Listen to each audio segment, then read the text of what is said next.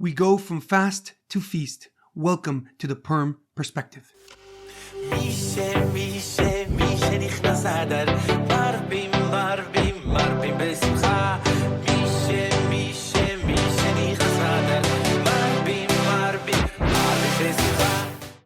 The Purim Perspective is in honor of our homeland, Eretz Yisroel. May Kadosh Baruch Hu, may God protect our brave soldiers and return all the hostages from Gaza immediately. The Purim Perspective is in honor of the Refuah Shlema of HaRav Amitai ben Shoshanna and Hinda bas Adol. May they have a speedy and complete recovery. The Purim Perspective is in loving memory of Edward Ben Efraim, Shlomo Ben Edward, and Yirachmiel Daniel Ben Gedalia. May their souls be uplifted and may their memories be a blessing. The Purim Perspective is also in honor of the health of the mind, body, and soul of Yakkov Ben Yehudis and success spiritually and physically of Naftoli Ben Yehudis. The release date of the Purim Perspective for 2024, this episode, coincides with Taanis Esther, the Fast of Esther, as we quickly approach the joyous and the happy holiday of Purim. Interestingly, Taanis Esther is unique and differs from all other fast days as demonstrated by this year's schedule that highlights its singularity. According to Jewish law, one may not fast on the eve of a chag, of a holiday, nor may they eulogize a loved one who passed on the eve of a holiday. Additionally, if any fast day besides Yom Kippur falls out on a Shabbos, it is postponed to the following Sunday.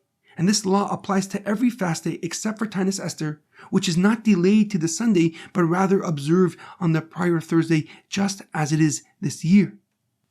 The basis behind this unique exception relates to the purpose and meaning of Taanis Esther, of this important fast. Unlike other fast days which have a negative connotation associated with them, like Tisha B'Av with the destruction of the Beis Hamikdash and the murder of millions of Jews, or Yom Kippur where we atone for our sins, Taanis Esther does not carry any negative undertones. We fast because the nation was unified. The nation fasted for 3 days upon Queen Esther's request. When Mordechai HaTzadik found out about Haman's wicked and evil plan to destroy, to annihilate the Jewish people, he sent a message to Queen Esther, and he told her that she must reveal her identity. She must show her religion to King Ahasuerus and plead for her nation.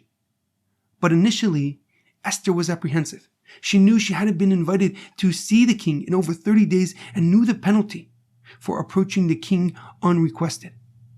But realizing what she needed to do, Queen Esther informed Mordechai that she would fast for 3 days in preparation and that others should do the same. And this decision underscores the collective strength and the collective faith of the Jewish people, uniting them in prayer and uniting them in purpose. Mordechai HaTzadik gathered the nation and instructed them to fast for 3 days in preparation for Queen Esther's uninvited visit to King Ahasuerus. And we know what happened. King Ahasuerus found Queen Esther in favor and led to the salvation and the redemption of the Jewish people. The difference between Taanis Esther and the other fast days is significantly profound as we are experiencing comparable unity. In this unity, we not just find strength, but the reaffirmation of our shared destiny, of our shared identity.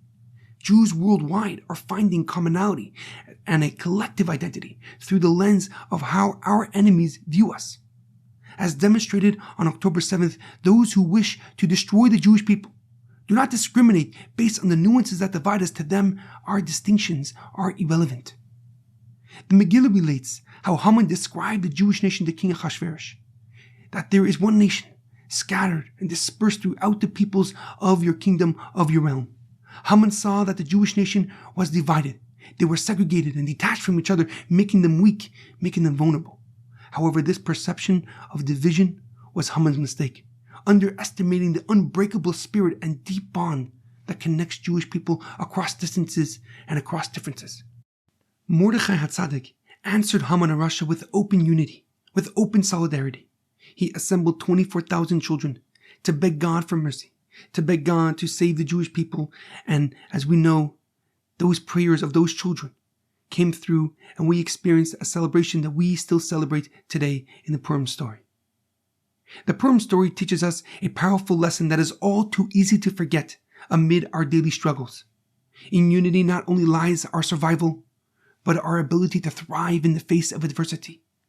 When we are united, our potential is limitless, and we are capable of achieving miracles like those experienced by the Jewish nation during the Purim story. Bayamim Mehem, in those days, Bizman Hazeh, in these times.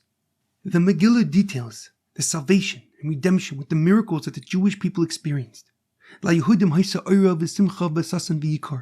the Jewish people experienced light, gladness, joy, and honor. May we all experience the same light, happiness, and joy, and strive to fill our world with godliness that it so desperately needs to bring about the ultimate redemption. Have a joyous and meaningful Purim.